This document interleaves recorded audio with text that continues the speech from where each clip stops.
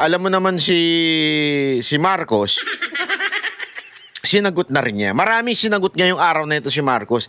At magtataka kayo ha. Talagang hinaharap niya yung mga ano niya ngayon, mga akusasyon sa kanya. Pero yun nga lang, palpak pa rin yung kanyang sagot dun sa mga akusasyon na binibitawan sa kanya. Ito, panoorin nyo ito ha.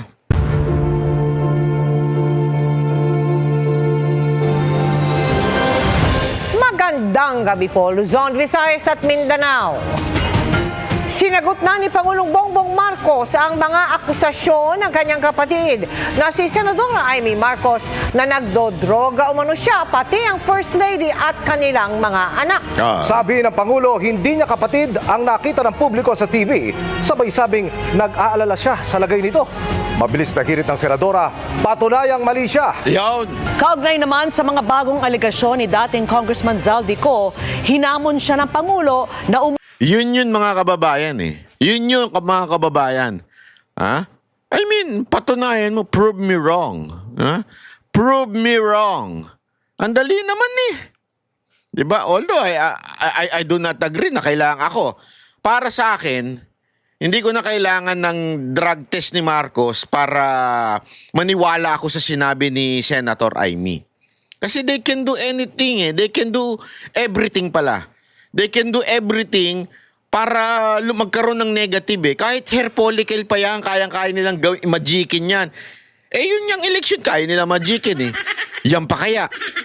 Hindi, imagine niyo yun mga kababayan. Kaya ako, hindi ako, although maraming nananawagan na hair follicle, pero ako, hindi ako solved dyan. Walang kwenta yung hair follicle na yan. Mamaya, ano pa nga, sa tingin ko, huwag nyo na i-push. Mamaya magpa-hair follicle yan, lumabas dyan, negative. Eh di, ipagmamalaki pa nila. Pero ang dali lang kasing gawin noon eh. Tangina, ako yan. O, presidente ko, laki-laki ng pera ko. O. Sabihan mo lang yung ano dyan eh, ano gusto mo? Ha? Ano yung maggagawa ng resulta? Ano gusto mo? Bigay ko sa'yo lahat. O, plus 1 billion. Lagay mo lang dyan, negative. Ang daling gawin noon. Bakit mo pa paniniwalaan yung they can do everything? They have the money, they have the power. Pag tumanggi, tatanggi ka? May gusto mong gawin namin yung ginawa kaya no? Ganun, di ba? Kaya ano yan, kalokohan yan. Pasensya na kung tatablahin ko yung mga humihingi ng hair follicle. Hindi ko kailangan yan. Ngayon, dito sa sagutan ni Marcos at saka ni Amy, na sinasabi niya nga, prove me wrong, sabi ni Senator Amy. Yun lang naman yun eh. Ang simple-simple eh. Prove me wrong. Sabihin mo sa akin. Kasi ito ang matindi dito eh. Ang daming sinasabi ni Marcos. Pero hindi niya sinagot ni isang akusasyon sa kanya. Kaya, eto, panoorin nyo. Tuloy natin. uwi at harapin ang mga kaso. Nakatutok si Ivan Mayrina. The lady that you see talking on TV is not my sister. AI daw. Hindi daw niya sister yun, AI. It's either AI yun o impersonator. Diba? Bukas na bukas din, nang lalabas si Auntie Claire, sasabihin niya, that's AI. The president. Kasi sabi dito, that's not my sister. Alam mo naman to si Auntie Claire. Yung utak nito, parang hindi abogado eh. Yeah? So baka sabihin niya bukas, tingnan nyo na, sabi ni Marcos, AI daw yan. Baka naman impersonator. Di ba? Kasi maraming, alam mo ito sa Pilipinas, marami tayong haka-haka eh. Hindi, alam mo kaya minsan kasi kaya tuloy nabudol kayo eh. Hindi, totoo, ang dami sa inyo nabudol dahil sa putang, iniiwasan ko na nga magmura. Ang dami sa inyo nabudol dahil dyan sa Talano Gold. Marami nagpapaniwala sa inyo nun. Hindi ko magits. Bakit tayo mga Pilipino, yung utak natin talagang sumasayad na minsan, ano? Di ba? Marami sa atin naniwala, dahil dyan, pag nanalong presidente yan, mababayaran na utang natin. O, ang dami siya nyo naniwalang ganun eh. O, pag naging presidente yan, mababayaran na utang natin dahil may Talano Gold dyan. Dating galing kay Dato Puti, kay Dato ano. Mga ganyan eh, di ba? O, yung mga vlogger naman, sinakyan din yun para maibenta itong si Marcos para sa presidente. Oh, tapos ano nangyari? Bakit? Nabayaran ba utang? Hindi. Lalo tayo nagkautang-utang. Dahil sa Talano Gold na sinasabi ninyo. Tapos, hindi kaya minsan talaga eto na naman, sasabihin na naman, tingnan nyo na, sabi ni Marcos, hindi na daw si Amy yun. Baka ano na lang niya yan, kaluluwa na lang niya yung nagsalita. O baka naman AI yan. Ang dami nating conspiracy theory sa utak natin eh. Hindi ko maintindihan, ano ba talaga, sabog na ba talaga kayo lahat? Di ba? Hindi kawawa si Marcos dito. Akala niya nakatulong yung sagot niya. Hindi nakatulong. Hindi nakatulong yung sagot niya. Kasi sa pagsagot niya, hindi niya nakilala daw si Amy. Ang galing nung banat ni Amy. Mamaya, tingnan nyo. Ito ang reaksyon ni Pangulong Bongbong Marcos And nang that is tanungin the- siya that- tungkol sa pahayag ng kanyang kapatid na si Senadora Amy Marcos sa rally ng Iglesia ni Cristo noong nakaraang Lunes. Batid ko na na nagda-drug siya. Bukod sa Pangulo, idinawit din ng Senadora si First Lady Liza Araneta Marcos at kanilang mga anak. How do you respond to the drug use accusations made by no less than your sister, Senator Amy Marcos, against you and the First family? Sir, were you hurt by her accusations, and how do you explain these claims to the public? It's not Yeah, but tuwing sasagot siya na napakahirap, ano? One, it's either tatawa siya ng bonggang-bongga or yung kunwari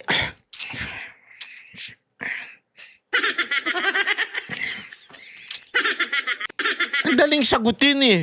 It's not true. Ganun lang eh. Kailang ano ka, napoposes? Zombie? Kailangan pa mag-aanarting ganun? Di ba? Tinan nyo, nag-iinarte pa ito eh. By her accusations, and how do you explain these claims to the public? it's Para magmukhang matalino. Kumaga adiri talaga itong... Ewan ko sa inyo kung bakit ganito presidente nyo. Oh, tinan mo. By her Tingnan accusations, nyo. and how do May pagbuga pa ng bibig eh. you explain these claims to the public?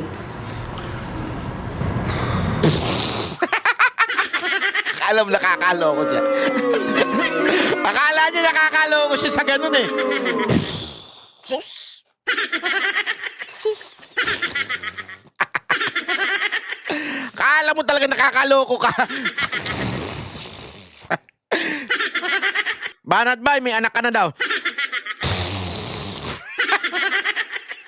Kasi mga fake news vlogger na mga tanso eh.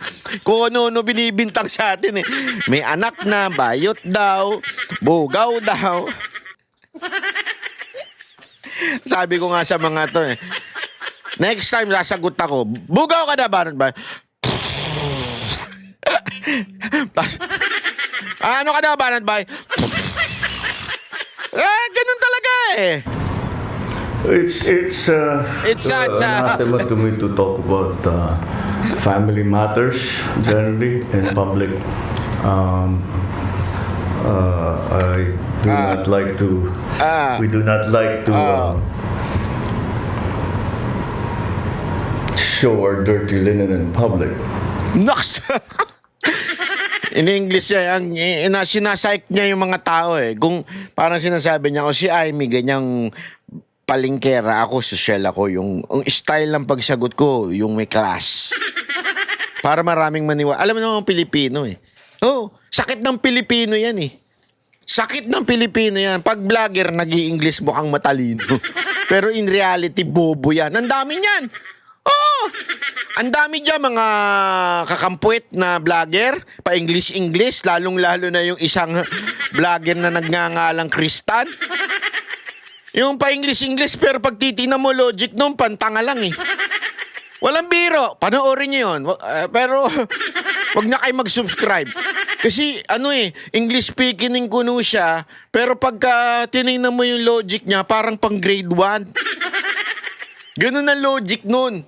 Ay, kasi tayo mga Pilipino, pag nag-English, parang magaling talaga eh. Pagka English kinamatis ka, ibig sabihin nun, bobo ka. Ganun tayo eh. Pero marami ho dyan matatalino kahit di marunong mag-English, ha? I'll just say this much. For a while now, we've been very worried about my sister. Yo. When I say we, I'm talking about friends and family.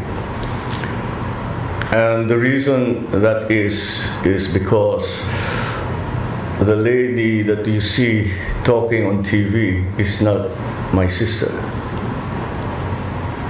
And that view is shared by our cousins, our friends. Hindi siya yan. Hindi siya yan.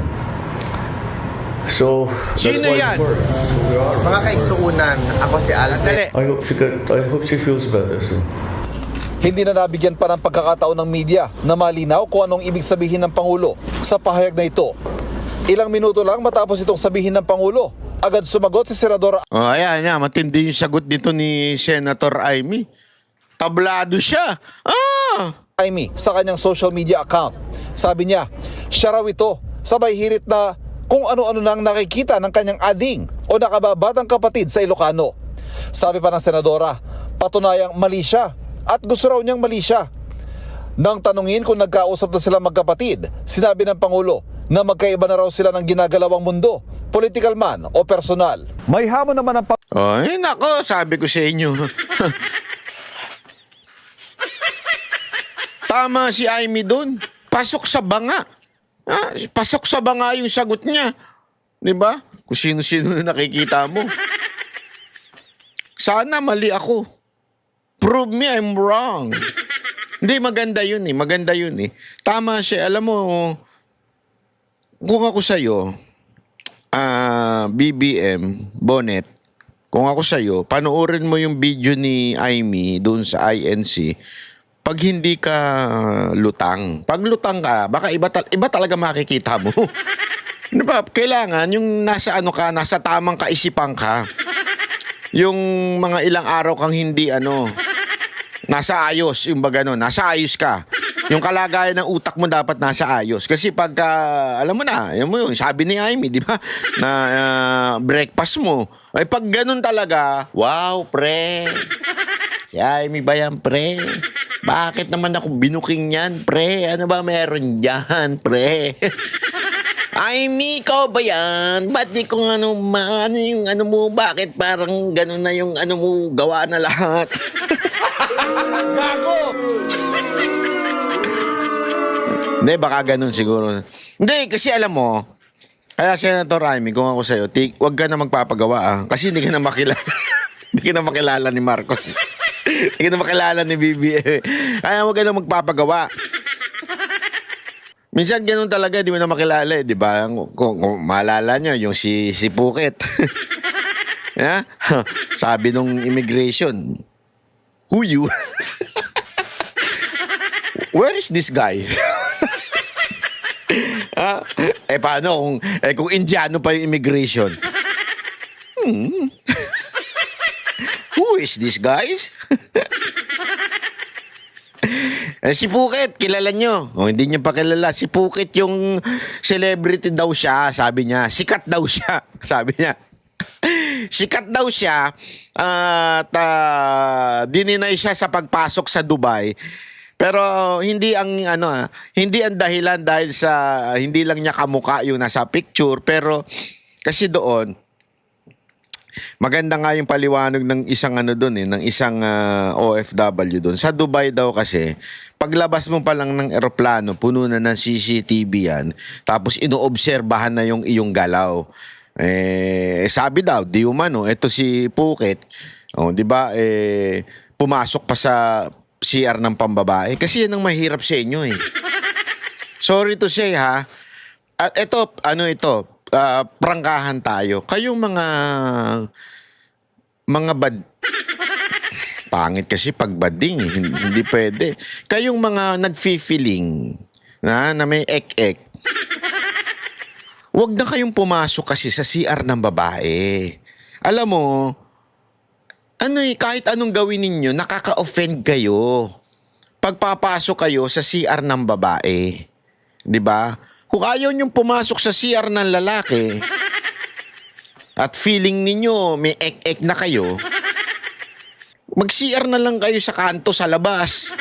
Sa pader, itaas nyo yung paa nyo parang aso. Ganun. Di ba? Kasi totoo naman wag na wag nyong gagawin yan. Offending yan sa mga babae. Yung makakakita sila. Sorry to say, ito yung truth. It's a fact. Marami kong kilalang sa ano nga namin sa show nga namin, pag kami mga trans na pumasok tapos diretso sa CR ng babae, nagagalit yung mga babae na nagsusumbong Bakit kasi sila pumapasok yan ang problema sa atin feeling entitled. Na nagbago ka lang, nag-makeup ka lang, babae ka lang, papasok ka ngayon sa ng babae. Yun daw ang dahilan, sabi nung kasama mismo ni Phuket. Yun daw ang dahilan kung bakit hindi pinapasok o pina A to A yung Phuket na yon. Kaya siya pina A to A. Kasi nakita daw sa CCTV na pumasok ng CR ng babae. No yan. No yan sa ibang bansa. Kung dito, minsan napapagbigyan pa kayo Pero no yan. No yan sa ibang bansa. Lalong-lalo na Middle East. Tapos ang ingay-ingay pa daw. Minsan sabi ko nga sa inyo, kahit ano pang suot na Dior niyan. Alam niyo yung Dior? Ang Dior, si Dior.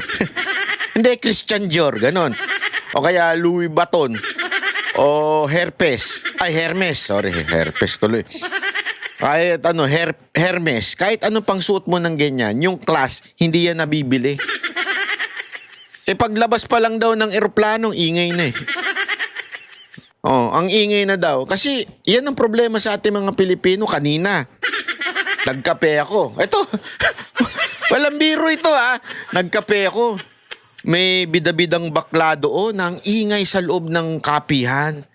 Gusto ko nang sitahin Sa totoo lang, gusto ko nang sitahin Bakit ang ingay mo? Ano ba? Kulang ka ba sa pansin? Hindi ba pwedeng hindi ko naman sinabing huwag kayo mag-usap. Pwede ba kayo mag-usap pero yung mahina lang? Kailangan mo pang iparinig sa iba yung usapan ninyo. Sana kung matalino kang animal ka. Ang bobo ng logic mo Alam mo bakit? Ipinasok niya yung politika. Ito may pagkakakampuit. Tapos ang ingay-ingay niya as if, alam mo yun, as if tama yung mga logic niya. Hindi, sabihin na natin, maybe I do not agree with you. I really do not agree with you. Pero pwede bang hinaan mo yung boses mo? Kahit ano pa topic mo, pangit yung bunganga mo.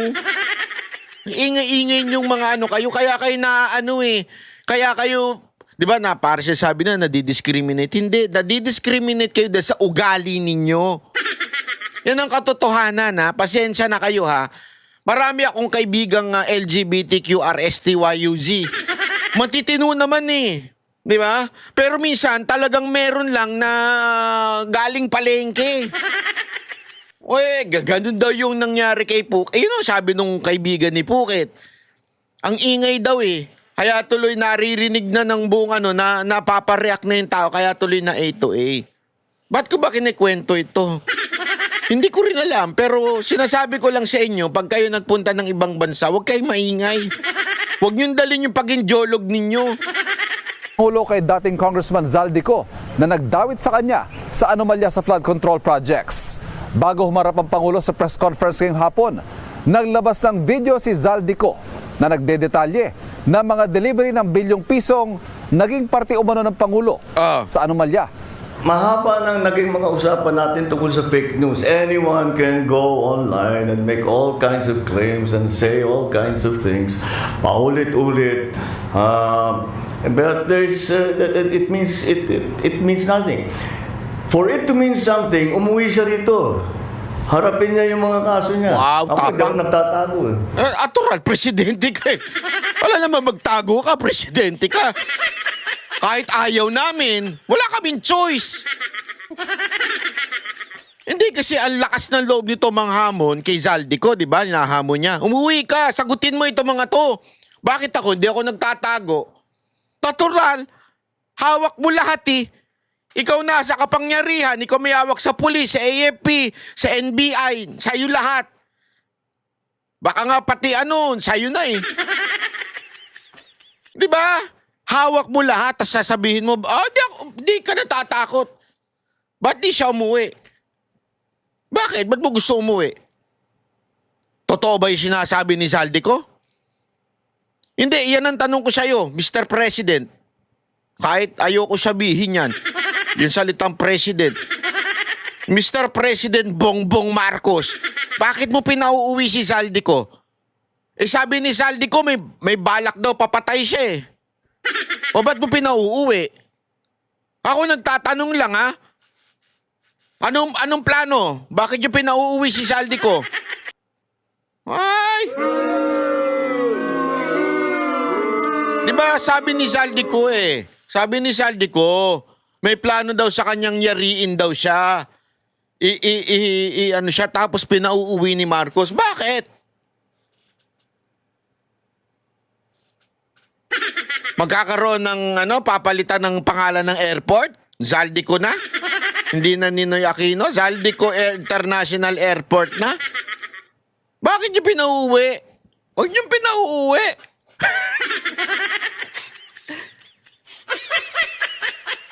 Pinauuwi ninyo, makakaharap pa siya sa husgado.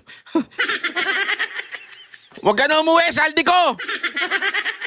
Oy, Zaldico, tagal ko nang sinasabi sa mga abogado mo, ha? Na nakikinig kasi nanonood yung mga yan, eh. Nanonood sa akin yung mga yan, eh. Hoy, kayong mga abogado niya.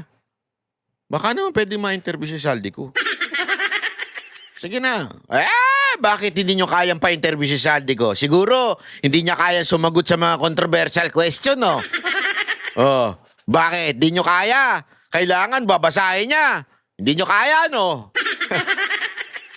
Sige na, Zaldico, interview na kita. Huwag ka na mag-inarte. Nag-iinarte ka pa eh. Tell all ka na. Kung meron kang akusasyon sa akin, nandito ako.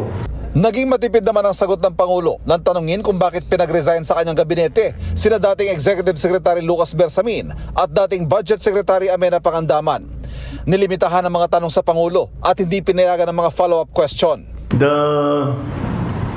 The question about Chief Luke and myself, nag-uusap na kami. And we understand each other and we decided to keep it between ourselves. There's no bad blood. She sent me na because her name was dragged into the whole thing. We want to be sure that she's not in a position where she might be suspected of influencing all that. Nagpatawag ng press conference sa Pangulo para ipagmalaki ang transparency portal ng DPWH na kanilang inilunsad. Sa pamagitan nito, pwedeng hanapin ang alinmang proyekto ng kagawaran. Makikita rin kung kanino ang proyekto, sino ang kontraktor, magkano ang halaga, at kung ito ba'y tapos na. May mga larawan din ng proyekto makikita. Kuha ng... Alam mo, Mr. President, whether I like it or not, siguro kung gusto mo maging matuwa ang tao, yung mga humihingi ng hair follicle ba? Ako, ayoko nang hingin eh. Baka anuhin mo lang eh. Pero yung mga humihingi ng hair follicle mo, yun na lang sigurong pagbigyan mo. Yun na maging transparent. Di ba? Satellite imaging. Hakbang daw ito para sa transparency sa mga proyekto ng gobyerno at bunga ng mga natututunan sa investigasyon sa maanomalyang flood control project. Para sa GMA Integrated News, Ivan Mayrina, nakatutok, 24 oras. Yun eh, di ba? Kaya ito si Marcos, daming alam sa buhay, Pero meron siyang tagapagtanggol na akala nila, sa pagtatanggol nila kay Marcos, akala nila nakakalusot si Marcos. Kami ang boses ng masa, hindi natatakot. Katotohanan lang, di kami nalulunod. Walang bahid ng sismis, lahat ay totoo. Kahit sino ka Pag mali ka, babanatan ka. Walang pinipili kulay, wala kaming kinikilingan. Basta para sa bayan, kami lalaban. Pagdama palapakan, pag mali banatan. Di matitinag, di matatakot, para sa bayan tuloy ang sigaw. Sa harap ng kamera, walang halong takot. Mga baluktot, lahat kayo'y tutuwa.